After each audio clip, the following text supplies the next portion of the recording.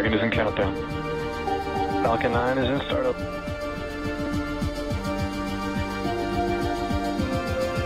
Dragon, SpaceX, go for launch.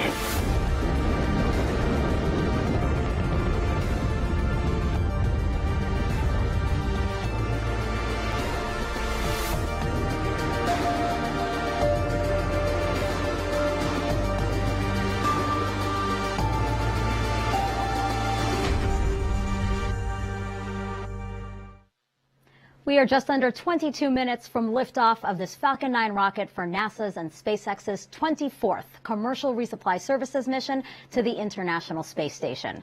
The Dragon spacecraft will fly about 6,500 pounds of science, supplies, and holiday treats for the astronauts on board.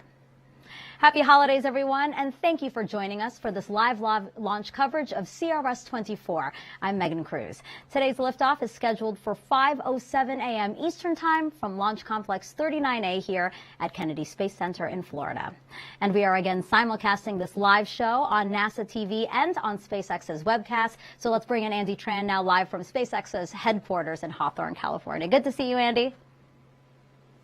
Yeah, good to see you too, Megan. It is great to be back covering today's mission in partnership with NASA. And as the year comes to an end, CRS-24 will be SpaceX's 31st and final mission of 2021, making it a record-breaking year for launches for us. What a way to end the year, Andy. And I see that you have a live view of the pad right now. Can you walk us through the different parts of Falcon 9 and Dragon? Yeah, absolutely. So our two-stage launch vehicle stands about 70 meters tall and when fully fueled holds just over 1 million pounds of propellant that the vehicle will burn through in less than 3 minutes after liftoff. The bottom two-thirds of the vehicle is the first stage. Its objective is to accelerate the vehicle through the Earth's atmosphere to space and then separate from the rest of the rocket.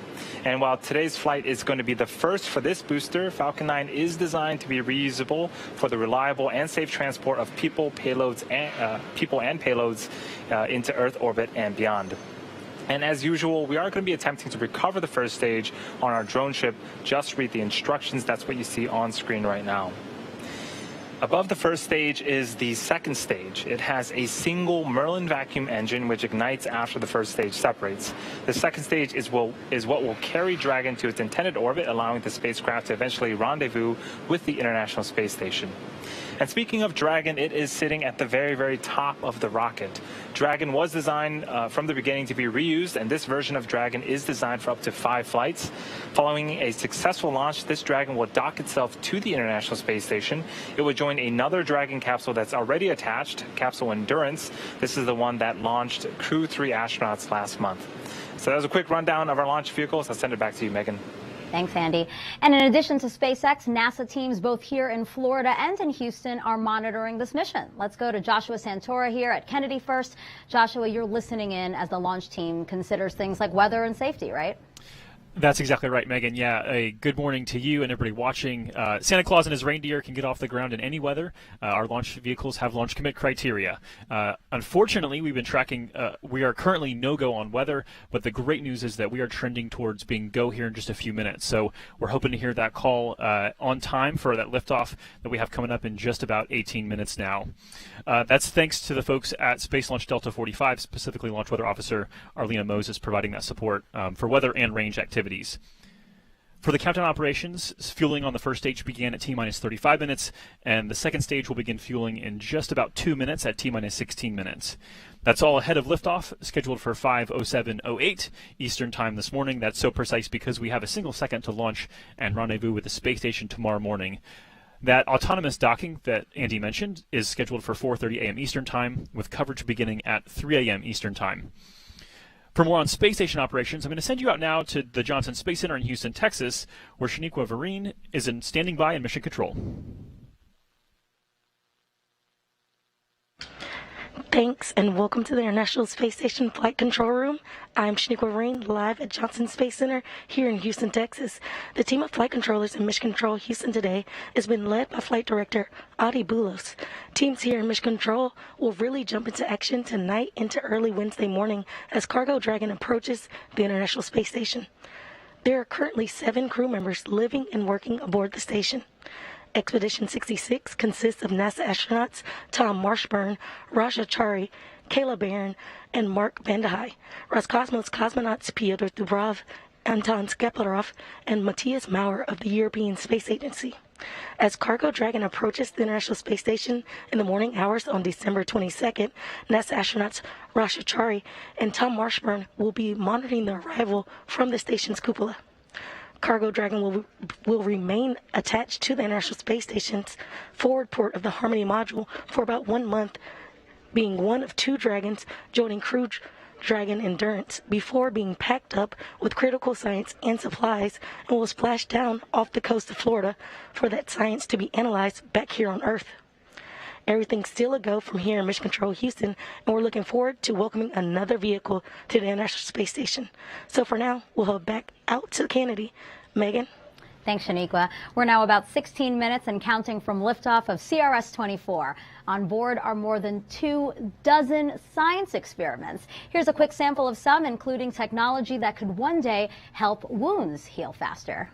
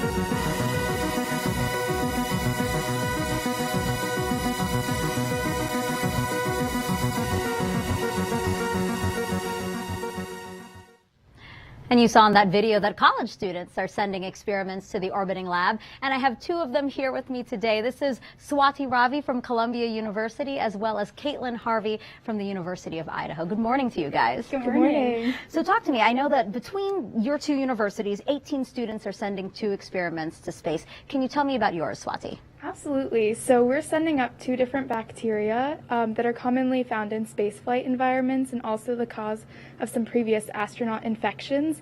And we're really interested in studying how they interact with each other and also how their antibiotic resistance changes in space. Oh, really interesting. And Caitlin, what about you? Yeah, so for our experiment, we're looking at how effective different bacterial resistant polymer coatings are on high contact surfaces in microgravity, because we already know how they behave on Earth, so we want to compare those. Yeah, it sounds like both of your experiments have to do with studying how bacteria grows in space. Why is it that you guys wanted to hone in on that? Yes, so bacterial resistance is a real problem both in space and here on Earth, and so for us it's important to study bacteria because for long-term future space flight, it's important that we keep astronauts safe and healthy. And even here on Earth, the World Health Organization has flagged antibiotic resistance as a really important challenge for us to solve. Right, yeah, and you hit the nail on the head, you know, as these missions get longer and longer when we think about Mars. So, and you know, this is all possible through NASA's Student Payload Opportunity with Citizen Science, or SPOCS program. Can you tell us what you think about the fact that NASA is investing in STEM and creating this opportunity for you guys? Yeah, I mean, I think it's an excellent, incredible opportunity, honestly, once in a lifetime.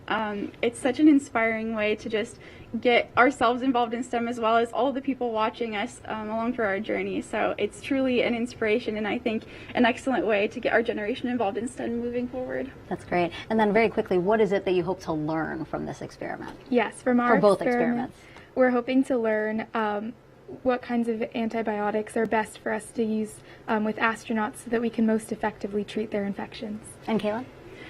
We're just looking at potentially reducing the contact risk of exposing yourself to bacteria. So learning how these polymer coatings work in different environments and then applying that to reduce bacterial infections. That's great. Good luck, guys. Thank you so much for joining us, and congratulations to have this opportunity even. Thank you. Thank you so much.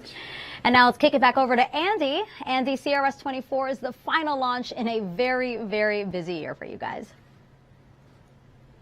Yeah, as the year comes to an end, today is going to be marking the 31st launch of 2021 for SpaceX and the 5th flight of Dragon to the International Space Station this year, following the launches of Crew 2, Crew 3, and cargo resupply missions 22 and 23. It's the most launches, along with the most visits to the station we've ever attempted in a given year. To give a bit of history, Dragon has been flying for 11 years now and made its debut in 2012 as the first private spacecraft in history to visit the International Space Station. Since then, it's made 28 trips to and from the orbiting lab. Today, it's one of the few vehicles that can deliver significant cargo to the space station and the only vehicle that can deliver cargo from it. Falcon 9 and Dragon were both designed with reflight in mind, and the vehicle hardware is built to support multiple missions with minimal refurbishment in between. To date, 10 of our CRS missions have flown on reused Dragons. And while it's the second flight for Dragon today, having previously flown on CRS-22, it is the first flight for our booster. It is actually only the second time this year we've debuted a brand new Falcon 9 first stage. To date, we've reflown first stages 78 times, and that includes both the Falcon 9 and Falcon Heavy flights, and we're planning to recover this one on our drone ship just with the instructions. If successful today, it will mark the 100th successful recovery of an orbital class rocket. So we are just under T-minus 10 minutes and counting until liftoff of the Falcon 9 rocket and Dragon on the next resupply mission to the International Space Station. Back to you, Megan. Andy, thank you so much. Now, NASA partners with the ISS National Lab to give others access to the orbiting laboratory. Check out this video to see which companies are flying experiments on this mission.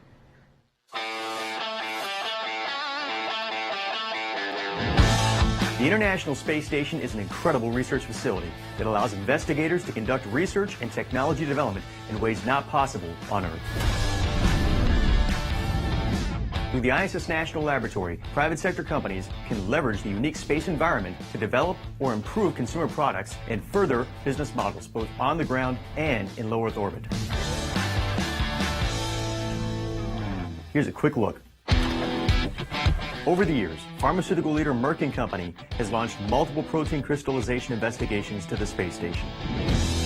In a recent ISS National Lab sponsored investigation focused on Merck's cancer immunotherapy drug Keytruda, the team achieved exciting results. Leveraging microgravity conditions, Merck was able to produce highly uniform, concentrated crystalline suspensions of the active ingredient in Keytruda. Merck successfully translated these findings to drug production processes back on the ground, allowing the company to improve the drug formulation and delivery of Keytruda. Results could lead to additional improvements in the manufacture and storage of Keytruda, which could both reduce costs and improve quality of life for patients on Earth. Procter & Gamble, one of the leading consumer goods companies in the world, will be sending elements associated with its Tide cleaning detergent brand to the space station for evaluation. The Procter & Gamble team intends to test the stability of cleaning ingredients under microgravity conditions and radiation exposure in space. In doing so, the company hopes to gain insights that could improve the production of Tide products for consumers on Earth, while also furthering knowledge on the development of laundry detergent solutions to support long-duration spaceflight missions. To learn more about all ISS National Lab sponsored payloads on this mission, go to issnationallab.org. And the Tide experiments is pretty interesting because many of us probably have a bottle at home right now. Dr. Mark Civic is the CEO of Fabric and Home Care at Procter & Gamble. You guys make Tide. Good morning. It's so great to have you here. Thanks for having us. So tell us, how do astronauts clean their clothes right now? Unfortunately, astronauts actually do not clean their clothes right now, and this resupply mission will actually supply clothing for them, and sometimes they have to wear their clothing up to 4 days in advance, and you can imagine that's pretty gross. So for long-term deep space missions, NASA has partnered with Tide to develop the first detergent for space use for long flight missions, because it becomes cost prohibitive to send up so much clothing for a long-term flight. Yeah, so then how will the experiment work? Is that the detergent that they would this try? is exactly the sample of the detergent that's going to fly this morning. And as the consumer expects performance and cleaning from Tide, the astronauts will as well. And unfortunately, astronauts can't go around the store to get a new bottle of Tide when it runs out. So our objective here is in this experiment to understand stability of Tide, and Tide Infinity specifically for this experiment. And then we want to learn about the ingredients and their stability through microgravity and radiation for long-term flight duration. And I would guess that if laundry is being done on the space station, it would use less water, right? Because that's a difficult resource up there. Would that mean that what we learn from this experiment could mean less water usage for us here on Earth? That's what we plan to learn. We're using International Space Station as a surrogate for off-flight, off-planet missions, and from there, we want to learn about constraint environments for developing the next best Tide for the consumer around the globe, not just in space, but for situations in the world where resources are constrained. Water usage is constrained, and so is energy. If we can get the consumer to use Tide Infinity in the future for future cleaning at lower wash temperatures, that'll help society in general. Mark, thank you so much. I can't wait to see what you guys uncover. Thank you. Thank you. But it's not just science that's flying to the space station. We, of course, send supplies like food to the crew, and they'll be getting some holiday treats on this flight. Things like roasted turkey, spicy green beans, smoked seafood and shellfish, and fruitcake to help them celebrate the holidays. They'll also be getting some presents. All right, we are now T-minus 5 minutes and counting. Let's bring back Andy and Joshua to walk us through the final moments of the countdown. Guys? Yeah, thanks, Megan. The SpaceX team is working no significant issues right now. We're continuing to monitor weather, although it is trending more and more towards green as we march towards T0. The range is also standing by to support. At this point, RP1 fuel is completely loaded on both stages. Liquid oxygen loading is currently underway and should complete around the T-minus 2 minute mark. We're also loading helium gas into both stages. Falcon 9 uses helium as a pressurant to backfill the propellant tanks, as LOX and RP1 are consumed by the Merlin engines during ascent. Helium load began before the broadcast went live, and we'll continue to top that off as well until about a minute and a half before launch.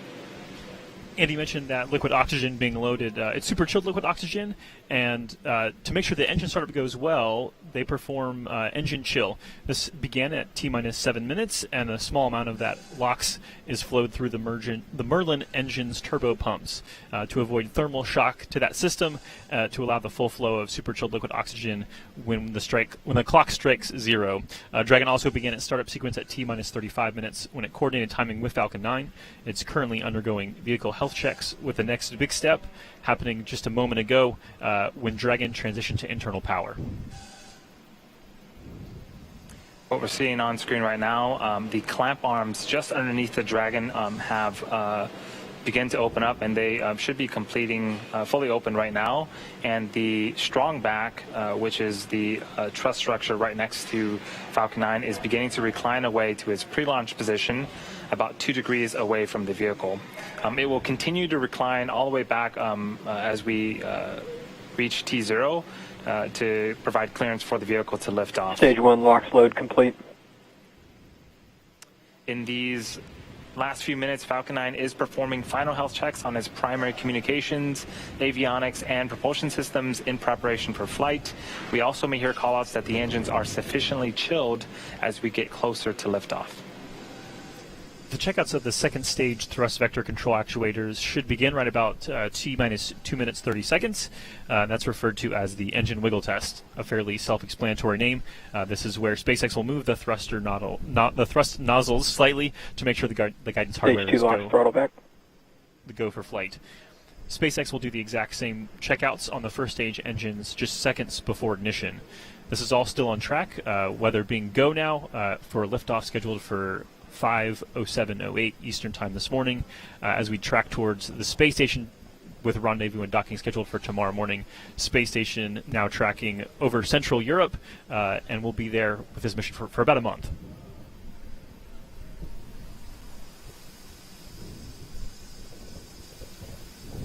So at this point, we are wrapping up liquid oxygen loading. Once that is done, that is all of the propellant that will be loading onto the vehicles. And that is the call out right there. So all propellants are loaded onto the vehicle. Dragon is an auto idle. We're starting to have some white clouds building around the vehicle. That is condensed liquid oxygen. As that super chilled liquid oxygen reaches the warmer ambient air temperatures of Florida, it'll start to form those clouds. Normal and expected for us at this stage in the countdown. Ground gas close out. Things continue to go smoothly as we march towards T0. At T-minus 1 minute, we'll get the Dragon transitioned to internal power call. The Falcon 9 computers will enter startup mode and begin final pre-launch checks, guiding the rocket through the last seconds before liftoff.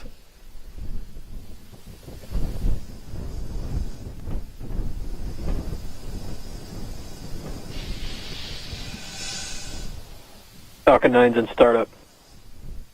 Dragon is in countdown. So there are a couple great callouts. Both stages are now pressurizing for launch.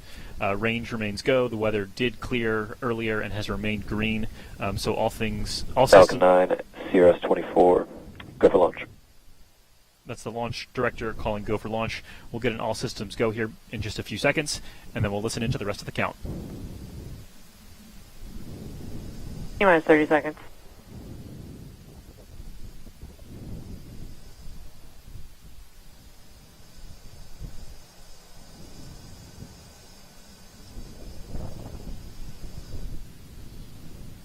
T-minus 15 seconds. 10, 9, 8, 7, 6, 5, 4, 3, 2, 1, 0. Ignition. Liftoff. Cargo Dragon soars with the final supply run in 2021 for the astronauts aboard the International Space Station. Downrange. Stage 1 chamber pressure is nominal.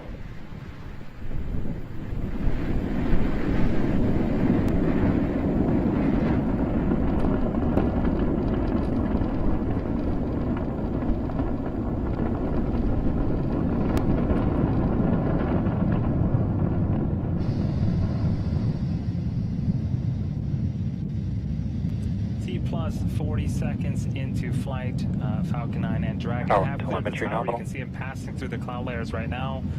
Next up, in just a few seconds here, is max Q. This is where the vehicle will experience the highest amount of aerodynamic pressures. Falcon 9 is supersonic.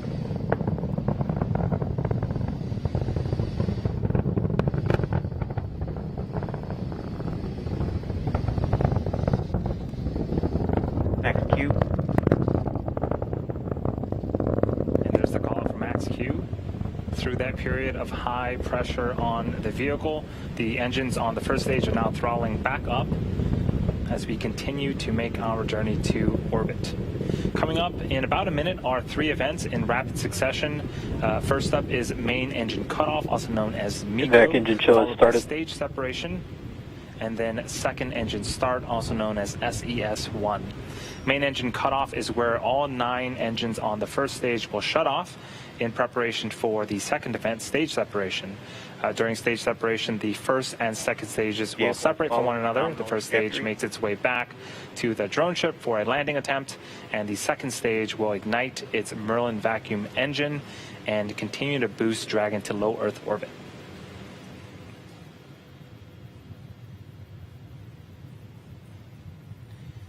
Again, those are going to be happening in rapid succession in about 15 seconds here.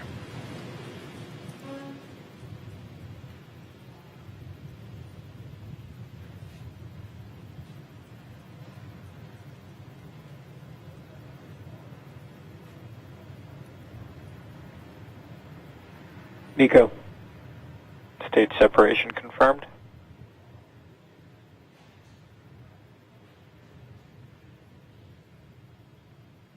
Invac ignition.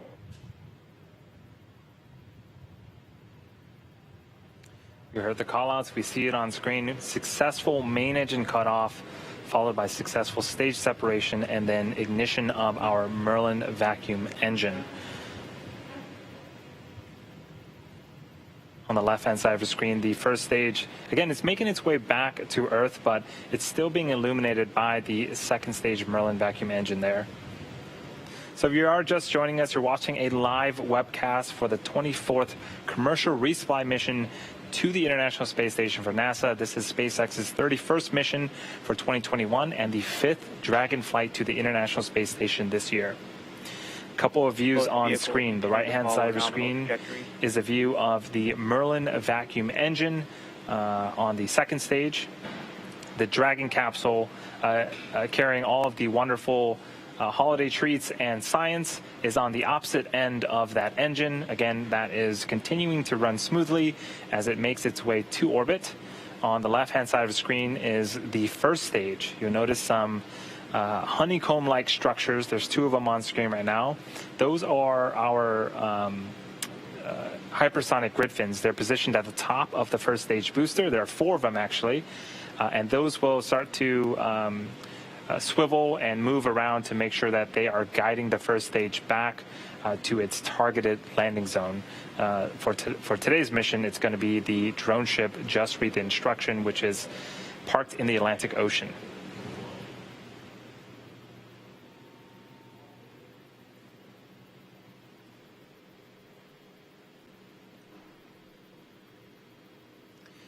Next event for our mission today is going to be the first stage entry burn. It's going to be the first of two burns. In order to make its way back to our drone ship, the first stage has to execute these two burns. The first, again, is the entry burn where 3 of our Merlin engines will reignite. This helps to slow the stage down as it re-enters the upper parts of the Earth's atmosphere. The second burn is the landing burn. This happens about a minute later. This is a single engine burn that will bring the vehicle speed down rapidly in order to land on the drone ship. So again, the first stage has 2 burns before it can make its first landing attempt on our drone ship.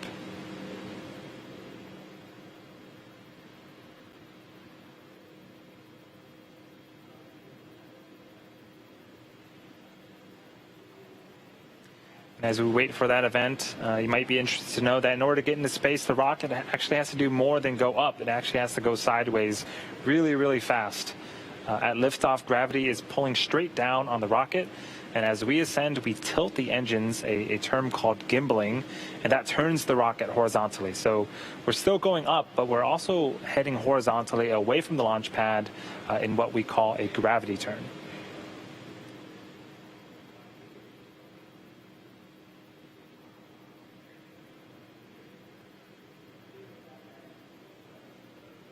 Stage 1 FTS is safe. Things continue to go smoothly for both the first and second stages. Again, the first stage entry burn follow nominal trajectory. should start in about 10 seconds.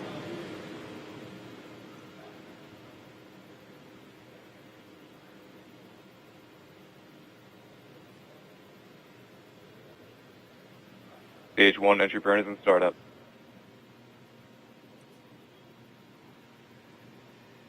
And there it is. 3 Merlin engines have reignited their engines and are now currently slowing down the first stage. This burn is expected to last about 30 seconds. You can see the velocity on the bottom left-hand side of the screen. We're starting to decrease significantly. Stage 1 entry burn shutdown.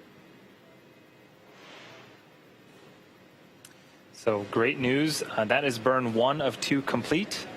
The Falcon 9 first stage is also equipped with 4 landing legs made of state-of-the-art carbon fiber with aluminum honeycomb. They're placed around the base of the rocket and deployed just prior to landing. So we are about 60 seconds away from landing the vehicle. We're traveling a significant velocity right now. This really puts into perspective the deceleration that the first stage will experience. In less than the span of a minute, will reduce from twice the speed of a jet all the way down to 0 as the rocket lands.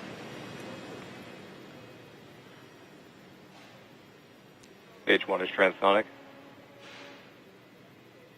The first stage landing burn is expected to start here in about 20 seconds and last for about 25 seconds. So during the duration of that burn, we are going to be listening for the call out for SECO, which stands for second engine cutoff.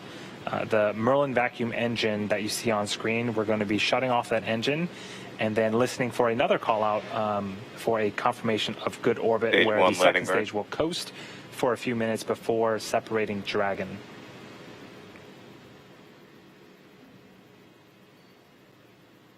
Stage 2 STS is We don't safe. have views of the first stage right now. Looks like we got it back, and the landing burn Stage 1 is landing currently leg deployed. underway.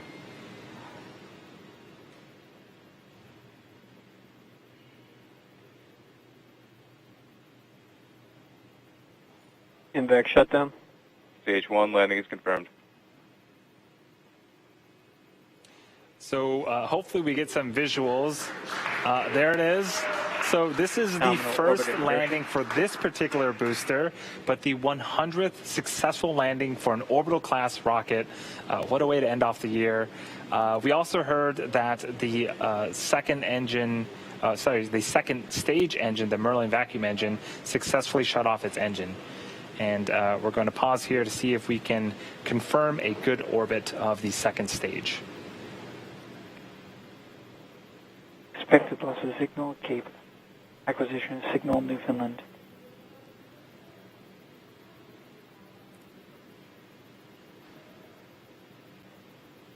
So again, this is a view of the Merlin vacuum engine. The Dragon capsule with all of its supplies is on the opposite end of that engine. And I am getting confirmation that we do indeed have a good orbit. So the second stage is going to be coasting for a few minutes here. This is a view of the unpressurized cargo section of the Dragon. So the second stage right now is making some small adjustments during the coast phase prior to separation. We should also have video of Dragon separating from the top of the second stage itself. Should give us a nice view of that. The view we just saw of the unpressurized cargo section as Dragon will slowly depart away from the second stage. Dragon is going to be joining the Crew 3 vehicle Endurance that is currently attached to the International Space Station and on orbit.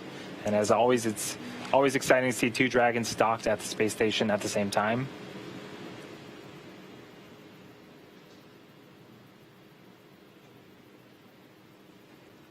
Speaking of cargo, today we'll be delivering, as part of today's mission, we'll be delivering more than 6,500 pounds of science, research, crew supplies, and vehicle hardware to the orbiting lab and its crew. This includes all the science and supplies and holiday treats that we talked about earlier in the broadcast, and I'm sure the crew is looking forward to that.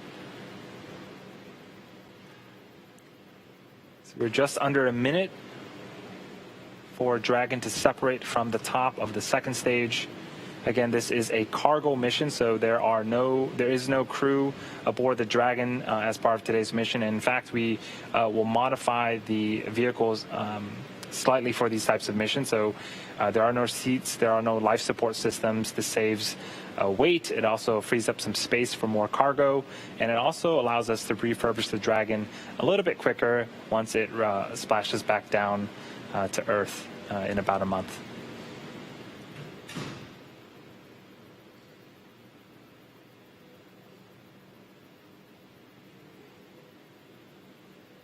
Expected loss of signal, Bermuda. So we are Stage expecting separation Dragon to confirmed. separate any Or second Dragon now. separation. And there it goes. Again, this camera view is on the second stage, looking at the Dragon's unpressurized cargo section. The Dragon has about a day before it makes its way to the International Space Station and docks. Coming up is nose cone opening sequence. But that is going to do it for me here in Hawthorne. I'm going to hand it over to Shaniqua in Houston for the next mission milestones. Thanks, Andy. And everything is still going well back here in Mission Control Houston. And right after Dragon separated, it began a series of automatic checkouts, including small firings of the Draco maneuvers thrusters. The next milestone is nose cone deploy. The nose cone protects the docking hardware and rendezvous tracking elements of the top of Dragon during ascent.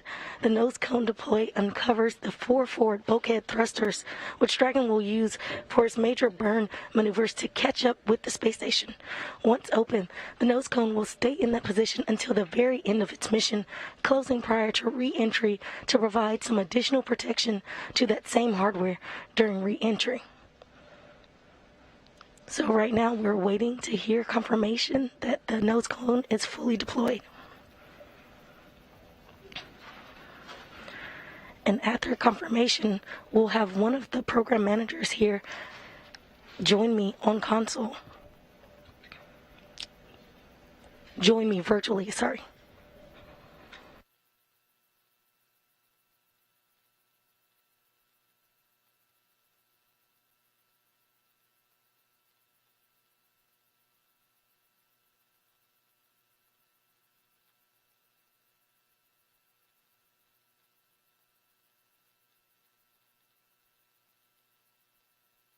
You're currently seeing live views of the International Space Station Flight Control Room. You currently see Flight Director Adi Boulos standing as we wait for that final confirmation of nose cone deploy.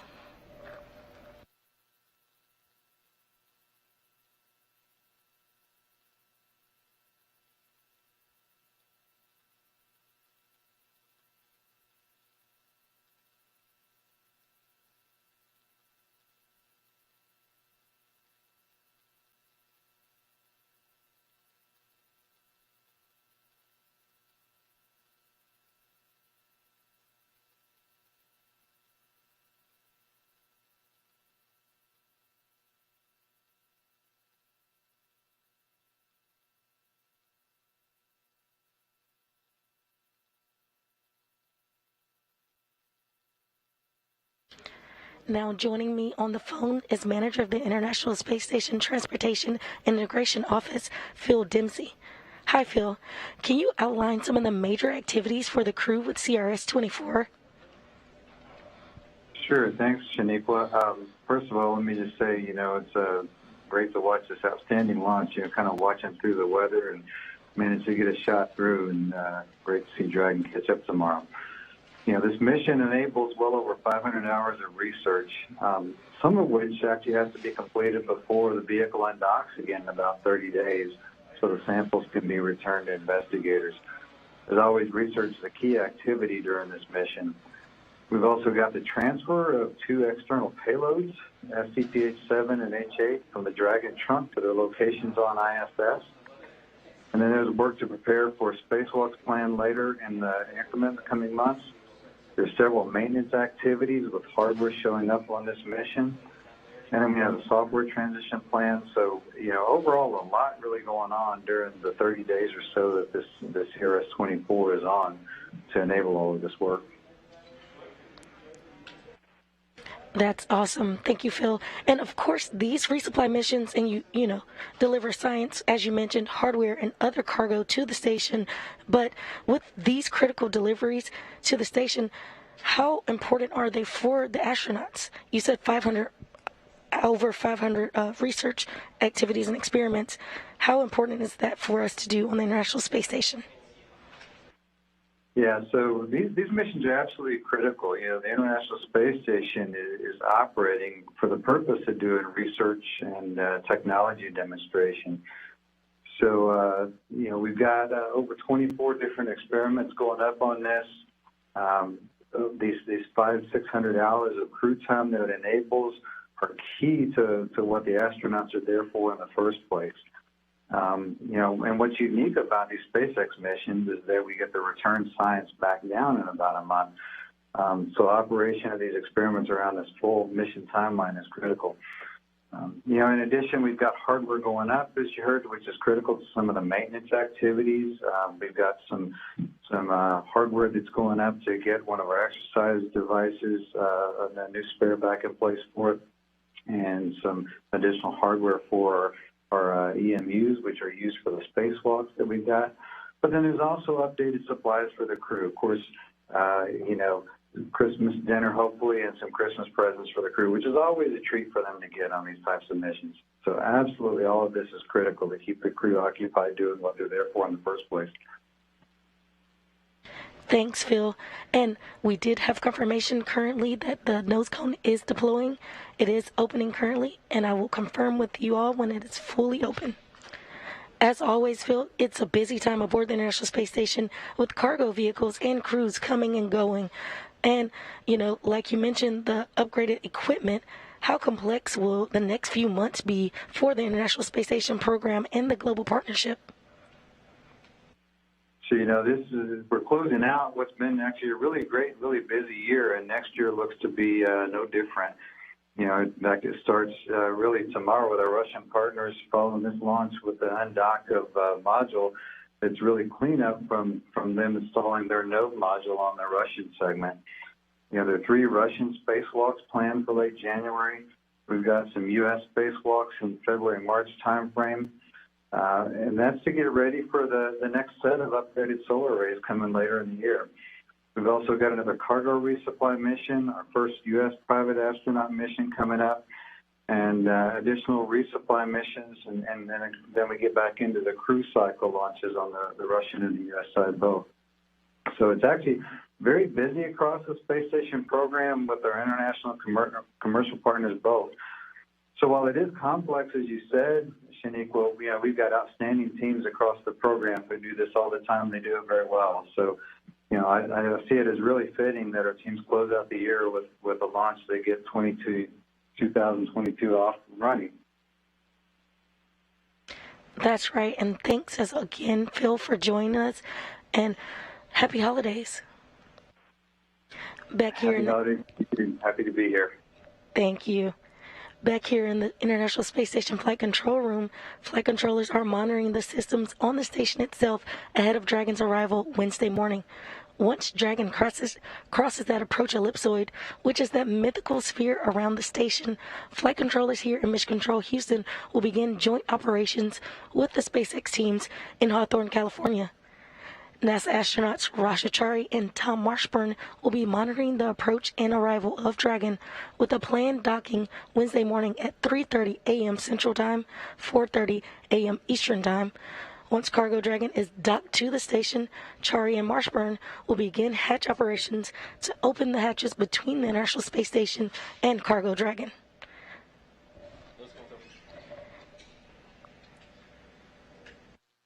And with that, we have final confirmation that the nose cone is open. So with that, everything is still on track on the International Space Station side. So that'll do it for us here in Mission Control Houston. Happy holidays. And now heading over to Kennedy. Megan?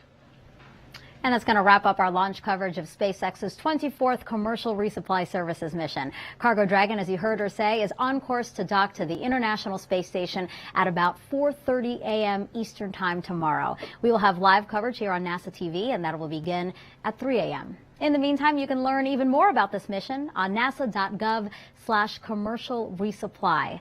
Thank you for joining us. We leave you with a replay of the launch. Happy holidays. T-minus 15 seconds. 10, 9, 8, 7, 6, 5, 4, 3, 2, 1, 0. Ignition. Liftoff. Cargo Dragon soars with the final supply run in 2021 to the astronauts aboard the International Space Station.